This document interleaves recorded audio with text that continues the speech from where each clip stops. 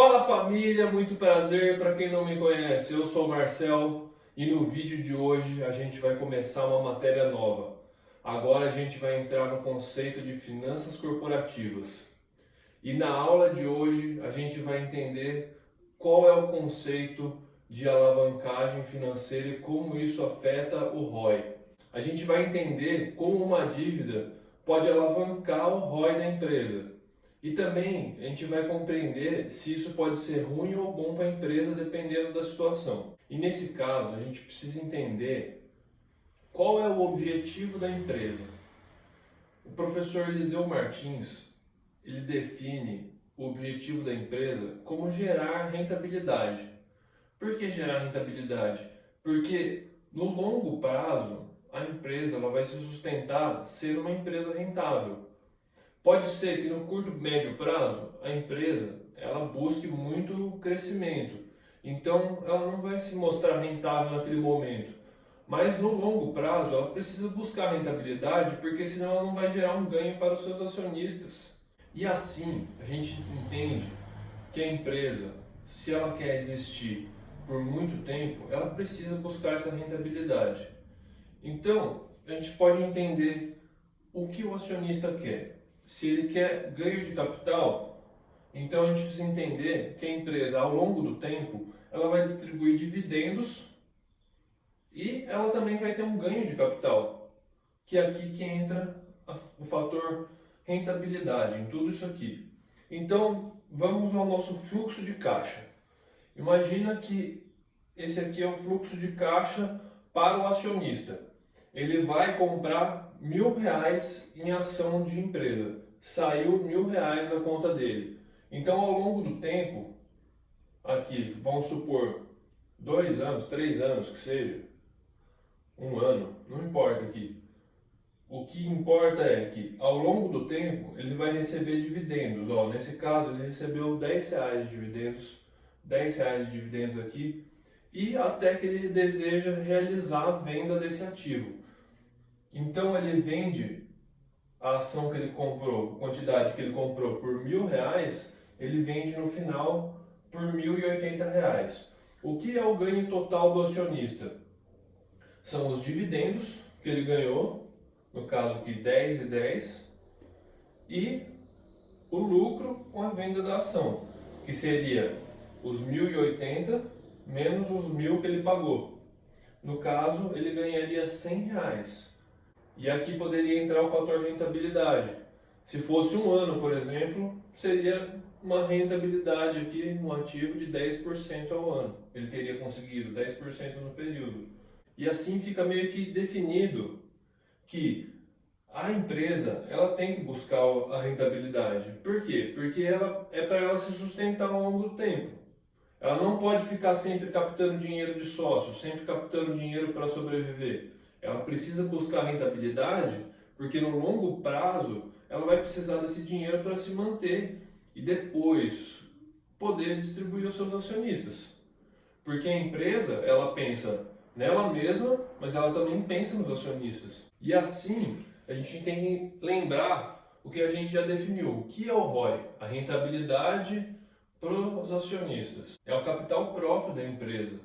Se você vê uma comparação do lucro líquido da empresa com o capital próprio, a gente vai conseguir entender a rentabilidade. E o capital próprio, basicamente, é o dinheiro dos acionistas. Então, a gente vê, o ROI é o lucro líquido sobre o patrimônio líquido. E o que é essa rentabilidade? No risco país, a gente entende que é o menor risco possível, o risk free, que a gente chama, o RF. Se a gente quer a segurança total, a gente investe numa Selic, por exemplo, num tesouro. Qual que é a chance de um país dar o calote? É muito pequena, por isso que a gente fala que é o risk free, sem risco. Mas é lógico que tem um risco, que paga esses juros. O juro seria o risco do título. E nesse caso, como é uma empresa, a gente precisa de um prêmio pelo risco. E a gente tem que identificar no ROI isso, porque o ROI seria a rentabilidade daquela empresa. Então, a gente analisa comparativamente, por exemplo, agora no final de 2020, a gente encontra uma taxa Selic de 2% ao ano. Então, uma empresa que tem um ROI maior que 2% ao ano, ela já é interessante. Por quê? Porque ela tem o risk-free, que seria os 2% ao ano, mais um prêmio pelo risco. Então, a gente tem que avaliar aqui qual é a rentabilidade que você procura dentro do seu padrão de risco que você considera aceitável. Então, essa é a análise que você tem que fazer. Quanto maior ROI, maior é o risco. Se você vê uma empresa que tem um ROI de 30%, significa que ela tem um risco muito maior. Por quê? Porque provavelmente ela faz uma alavancagem ali. Ela está utilizando de muito capital de terceiro. Então, se ela começa a ter muito problema ali, começa a reportar prejuízo, isso aí vai afetar muito o resultado dela. Então, o risco de você perder o dinheiro acaba aumentando. Do contrário, se você tivesse aplicado em um Tesouro Selic, que você deixa o seu dinheiro ali, ele rende os 2% ao ano, no nosso caso, e está tudo certo. Você não tem um risco muito grande de tomar um calote nesses títulos. Então, dito isso, as empresas, elas utilizam desses empréstimos para alavancar esse ROI. Porque existe um benefício da dívida e isso só vai valer para o lucro real. Porque esse tipo de lucro, ele vai apurar exatamente o que você tem ganhado. Se você está tendo prejuízo, você consegue utilizar isso para não ter que pagar imposto, acaba recebendo até uma restituição. Então, o lucro real é o que as empresas de bolsa utilizam, porque acaba sendo mais vantajoso. E nesse caso, eu vou usar um exemplo bem simples de como funciona essa alavancagem do ROI e por que é interessante a gente buscar empresas que sabem utilizar da dívida onerosa para melhorar o seu resultado. Então, olha aqui, no caso 1, a gente tem uma empresa que ela é financiada totalmente pelos sócios. O patrimônio dela é baseado no patrimônio líquido. Veja que o tamanho dela, o tamanho do ativo total é de 2 mil. No caso aqui, 2 mil reais, vamos supor. Então, se a gente analisar a DRE dela, o resultado, e ela teve uma receita tal, chegamos lá no lucro operacional. O lucro operacional dela vai ser de 500 reais. Como ela não fez nenhum empréstimo ao passivo, zero, é tudo patrimônio líquido, então a gente tem aqui que o lucro antes do imposto de renda vai ser de 500. Por quê? Porque ela não tinha nenhum empréstimo, não tinha que pagar juros. Então, o IR dela vai ser calculado, como aqui a gente usou a base de cálculo de 34%. Vamos pegar aqui o lucro antes do imposto de renda, multiplica por 34%, vai dar que a empresa tem que pagar R$ 170 reais de imposto. Assim a gente chega no lucro líquido de R$ 330 reais. Então, se a gente for calcular o ROI dessa empresa, é o lucro líquido dividido pelo patrimônio líquido. Então, a gente chega num ROI de 16,5%. Ok? É uma empresa que tem um ativo total de 2 mil e tudo é capital de sócios. Agora, no nosso segundo caso, a empresa ela contraiu uma dívida. Ela tem um passivo agora de R$ 1.000 e um patrimônio líquido de R$ 1.000, totalizando um ativo de R$ 2.000, igual no caso 1. Só que agora ela está alavancada, ela tem R$ 1.000 no passivo. E ela paga aqui uma taxa de 10% ao ano. Então, vamos lá, no mesmo caso, a empresa teve lá a receita, tal, batimento de custo, despesa, chegamos no lucro operacional de 500. Só que agora ela paga 10% ao ano de juros, por causa desse passivo. Então, abateu aqui, o lucro antes do imposto de renda dela foi para 400. Ela tem menos, ela ganhou menos, porque ela pagou juros. E o IR, o que vai acontecer? É com base no lucro antes do imposto de renda. Então, o IR vai ser menor. Vai pagar um IR Aqui ela pagou um IR maior e aqui pagou menor, porque a base era menor. Logo, o lucro líquido também vai ser menor. Ó, R$ 264 e aqui 330. Só que em questão de rentabilidade, aqui a rentabilidade é muito maior. Por quê?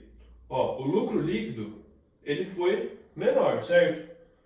Só que a empresa estava alavancada, o patrimônio líquido era muito menor do que aqui nesse caso. Então, a gente teve um ROI muito maior. Por quê? Porque os acionistas, a empresa, eles souberam utilizar de capital de terceiros para alavancar o resultado. Perceba que aqui o acionista ele só precisou colocar R$ 1.000. Ele não precisou colocar R$ 2.000. E olha quanto que foi o retorno. Muito maior. Por quê? Por causa exatamente desse benefício fiscal que a gente tem aqui. Porque a empresa vai pagar menos o imposto de renda. Então imagina para uma empresa grande, ela tem que saber utilizar disso. Ela precisa ter uma certa alavancagem. Uma empresa que ela só opera no patrimônio líquido, ela está perdendo a oportunidade, porque ela está dependendo muito de só ter aquele dinheiro dela ali. Ela precisa ganhar, consolidar, reinvestir. Então é interessante a gente ter esses empréstimos, porque a gente vai utilizar o benefício fiscal disso, meio que o governo vira o seu sócio aqui, porque ele tá bancando aqui, entendeu? Ele está diminuindo o IR que ele vai cobrar. De certo modo, ele acaba te ajudando, porque você está contraindo uma dívida. E a dívida vai te ajudar a ter uma rentabilidade muito maior. Então é interessante o quê? A gente analisar exatamente se a empresa sabe utilizar disso. Porque a gente não pode ir lá e simplesmente pegar aqui 5.000 de passivo e R$ 1.000 de patrimônio líquido. Porque aí a gente vai ter um juros aqui muito grande que vai comer tudo. E aí é ruim, entendeu? A gente tem que saber analisar isso para ver em cada negócio se a empresa sabe utilizar dessa dívida. Tem muitos negócios que vão utilizar uma alavancagem gigantesca, mas é uma característica daquele setor. Já tem negócios que vão usar uma alavancagem baixa, e é característico daquele setor também. Então é preciso entender do negócio. E assim a gente começa a nossa matéria de finanças corporativas. A gente entendeu qual é o objetivo da empresa para ela continuar crescendo no longo prazo, que é buscar rentabilidade, e também compreendemos como a empresa pode fazer uma dívida e utilizar o benefício fiscal para aumentar a sua rentabilidade. Agora a gente precisa entender os riscos de curto prazo.